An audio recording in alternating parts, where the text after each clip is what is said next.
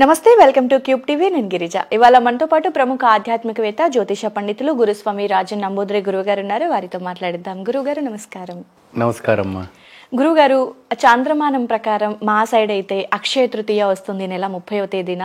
So Akshaya Tritiya అనగానే ఎంతో కొంత బంగారం కొనాలి అనే నమ్మకం ఎప్పటి నుంచో వస్తుంది. దాన్ని స్టిల్ కంటిన్యూ చేస్తున్నారు. సో మరి సూర్యమానం ప్రకారం కూడా అక్షయ తృతీయ రోజు మీ సైడ్ బంగారాన్ని కొనుగోలు చేస్తారా, లేదంటే ఇతర వేరే ఏమైనా వస్తువుల్ని కొంటారా? ఒకసారి తెలియజేస్తారా? తప్పకుండా. దానికి ముందు శ్రీ మహాగణపతి దేవతోప్య నమః. చూసేవంటి వీక్షకులకి నమస్కారం. అంత మంచి జరగాలి.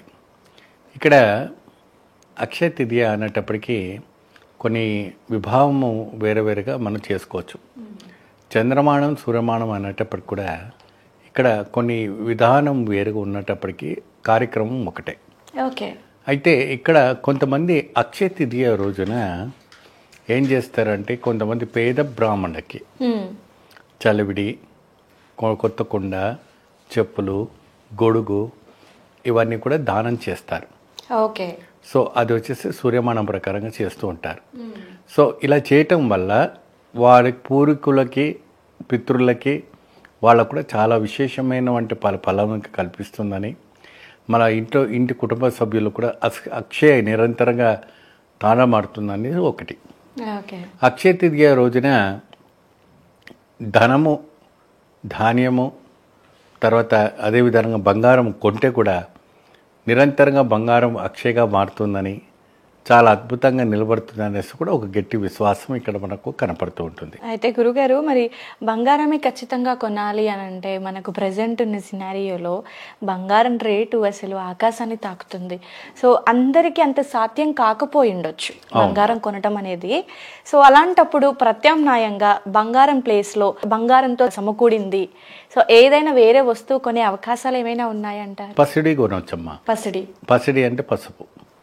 ఓకే. పసుపు బంగారంకి సమానము. పసుపు, ఉప్పు అలాంటివి కొనుక్కోవచ్చు. అవన్నీ కూడా కొద్దిగా అక్షయగా మనకు ధనప్రాప్తికి నిలబడడానికి మంచి అవకాశాలు కనపడుతుంటాయి, మంచి దిగ్విజయం కనపడుతుంటది. సో ఎటువంటి ఉన్నా, ఏది లేకపోయినా ఇంట్లో ఆ రోజు అక్షయ తృతీయ రోజున చెప్పినట్టుగా పేద బ్రాహ్మణులకి ఎవరికైనా కూడా ఈ రకంగా గొడుగు, చెప్పులు, కొత్త కుండలో వచ్చేసి మనము బెల్లంతో తయారు చేసినామంటే పానకం, అటువంటి చలి పానకం చేసి ఆ ఒక శాకాంబరం అంటారు కదమ్మా, కాయగూర అలాంటివి ఏదైనా పేద బ్రాహ్మణులకు దానం చేస్తే ఆ రోజు చాలా విశేషమైన ఫలితాలు రావడానికి ఆస్కారం కనపడుతుంది. ఒకటి. రెండవది వచ్చేసి ఆ రోజున అక్షయ తిథి రోజున మనకు చార్ధామ్ యాత్ర క్షేత్రాలు ఓపెన్ అవుతాయి. అక్షయ తృతీయ రోజు స్టార్ట్ అవుతాయి. ఆ రోజు నుంచి పుణ్యతీర్థాలు స్టార్ట్ అవుతాయి. అక్షయ తృతీయ రోజు నుంచే చార్ధామ్ యాత్రలు అంటే గంగోత్రి, యమునోత్రి, బద్రీనాథ్, కేదార్నాథ్ ఇటువంటి పుణ్యక్షేత్రాలన్నీ కూడా మీకు అక్షయ తృతీయ రోజున స్టార్ట్ అవుతాయి. ఆ రోజు నుంచి యాత్రలు స్టార్ట్ అవుతాయి.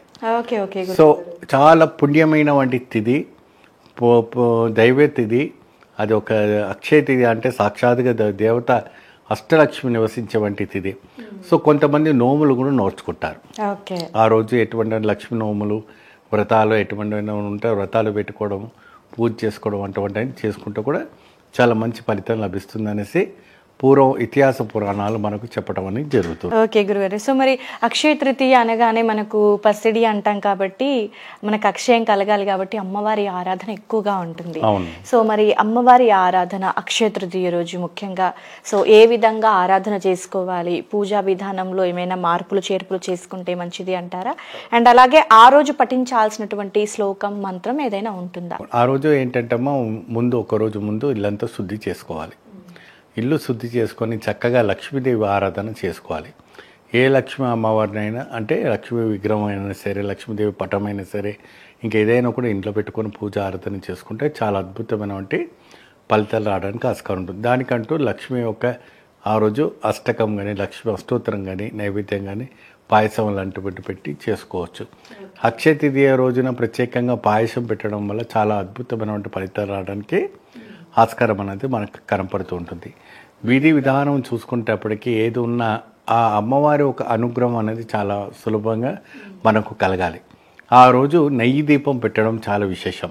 ఆ రోజున చక్కగా నెయ్యి దీపం పెట్టి అమ్మవారికి లక్ష్మీదేవికి ఆరాధన చేసుకుంటే చాలా చక్కటి ఫలితాలు రావడానికి ఇక్కడ సూచనలు మనకు కనపడుతుంటుంటాయి. ఓకే గురుగారు.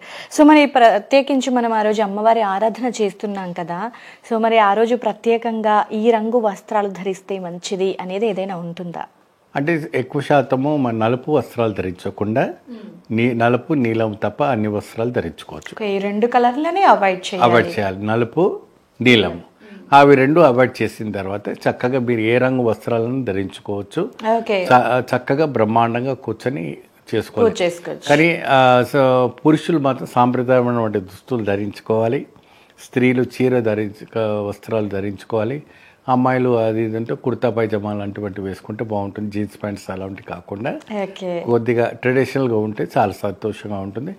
ఆ రోజు వెంకటేశ్వర స్వామి దర్శనం చేసుకోవడం వల్ల చాలా మంచి ఫలితం లభిస్తుంది. సో గురుగారు, అక్షయ తృతీయ రోజు ఎలాంటి రంగు వస్త్రాలను ధరించాలి, పూజా విధానం, సో చాలా చక్కటి వివరణ తెలియజేశారు గురుగారు. ధన్యవాదాలు. నమస్కారం.